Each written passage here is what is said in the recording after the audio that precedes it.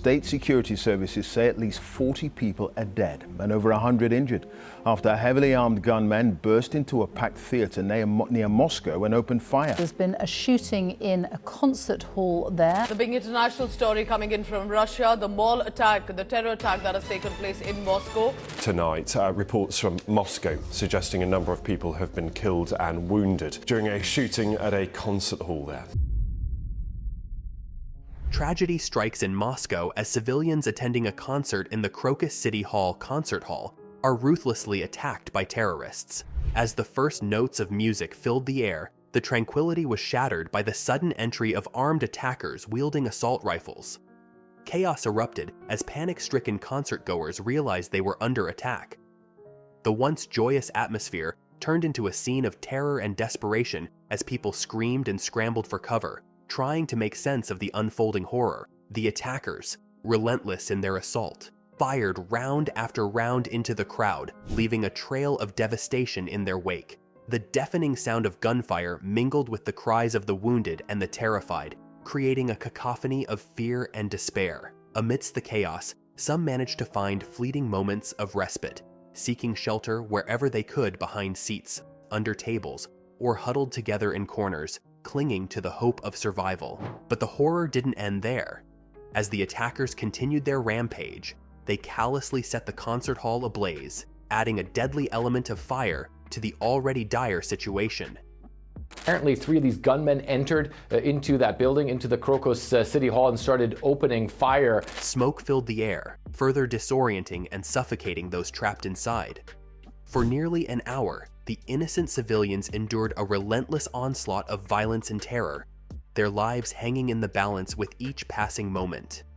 It was a night that would forever be etched in their memories as a harrowing ordeal of survival against unimaginable odds. The terrible Moscow concert hall attack has left a deep and devastating impact, with the death toll rising to 137 individuals, including 3 children, according to the Russian Investigative Committee.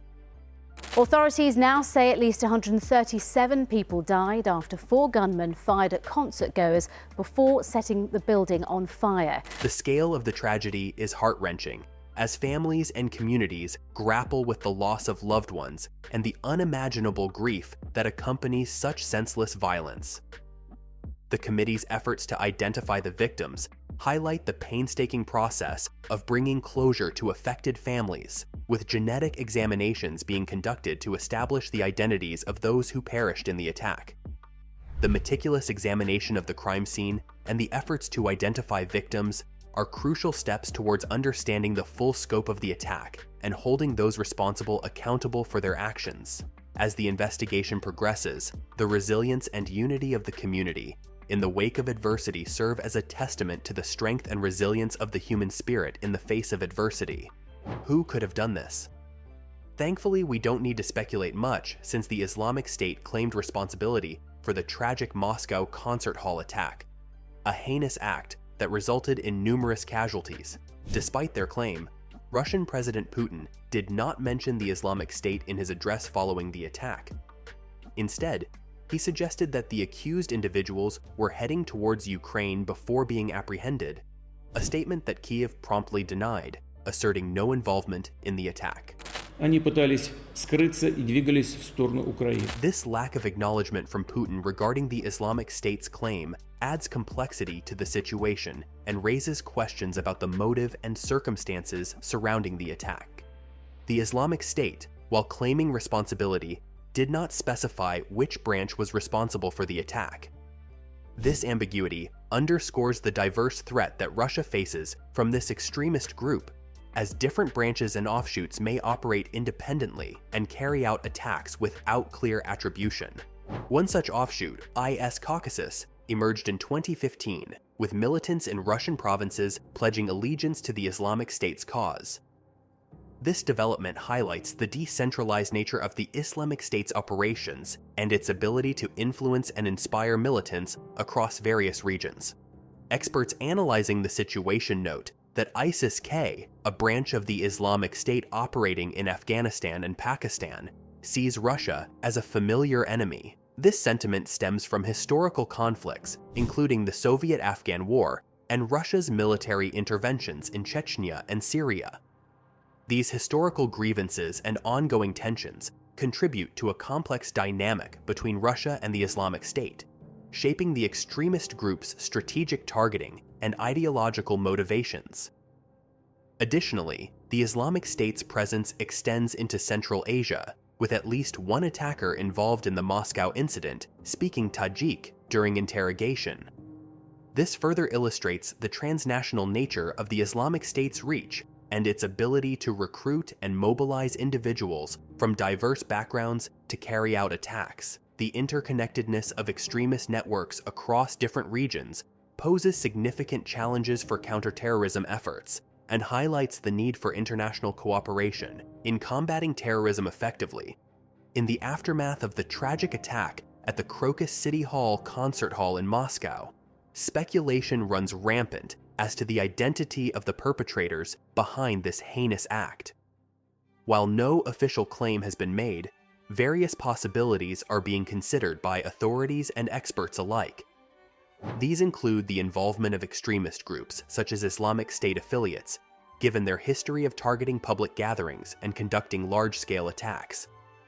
Additionally, the complexity and coordination of the assault raise questions about the potential involvement of organized terrorist networks with international reach.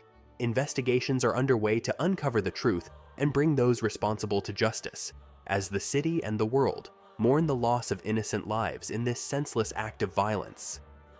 The relationship between the US and Russia regarding counterterrorism efforts has experienced a notable strain following contradictory claims about advance warnings regarding the terror attack in Moscow.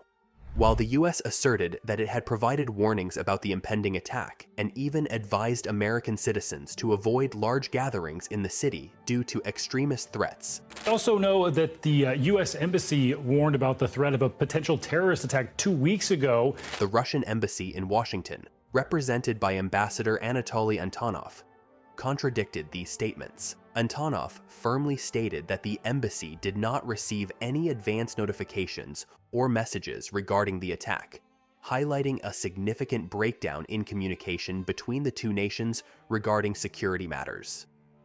Moreover, the dismissal of these warnings by Russian President Vladimir Putin as provocative and outright blackmail further underscores the growing rift in cooperation between Russia and the US in combating terrorism.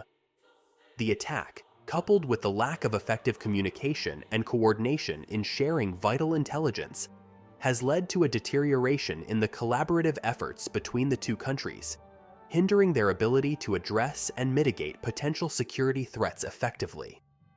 This breakdown in cooperation highlights the challenges and complexities faced in maintaining international security alliances, particularly in the face of escalating tensions and diverging perspectives on critical security matters.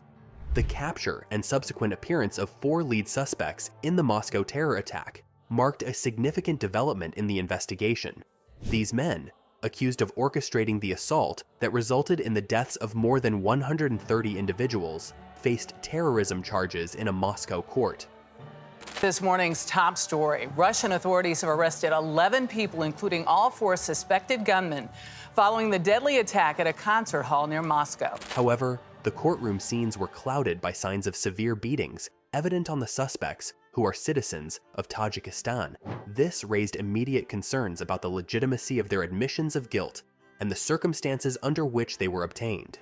Among the accused individuals were Dalarjon Mirzoyev, Saidakrami Rachabalizoda, Shamsiddin Fariduni, and Muhammad Sobir Faizov. They were formally charged with committing a group terrorist attack that led to multiple deaths, a crime punishable by life imprisonment. Despite the gravity of the charges, the court ordered pre-trial custody for these men until May 22nd. Reports also emerged suggesting that these suspects may have faced torture during interrogation by Russian security services, adding layers of complexity to the legal proceedings and the credibility of their confessions. While Mirzoyev and Rachabalizoda reportedly admitted guilt following the charges, conflicting reports emerged regarding the total number of suspects who confessed. Court over the weekend appearing badly bruised and battered. Russia says 3 have admitted their guilt. These discrepancies and the allegations of torture underscored the challenges faced in ensuring a fair and transparent legal process, highlighting the need for thorough investigations and adherence to international standards of human rights and due process in such high-profile cases. The Moscow concert hall attack stands as an undeniable tragedy, with the loss of numerous innocent lives leaving a lasting scar on the community. However, amidst the grief and shock, the incident has also become entangled in a web of politics and international tensions. Russia's swift attempt to shift blame towards Ukraine, ostensibly to justify potential further actions, has added a layer of complexity to the aftermath. On the other hand, the United States has sought to exonerate Ukraine, citing credible intelligence indicating that the Islamic State acted independently in carrying out the attack.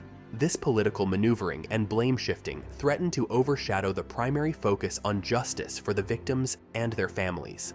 It underscores the need for impartial and thorough investigations into such heinous acts of terrorism, ensuring that the responsible parties are held accountable, regardless of geopolitical agendas. The tragedy of the Moscow concert hall attack should serve as a solemn reminder of the ongoing threat posed by terrorism and the imperative of global cooperation in combating such atrocities while upholding principles of transparency, accountability, and respect for human rights.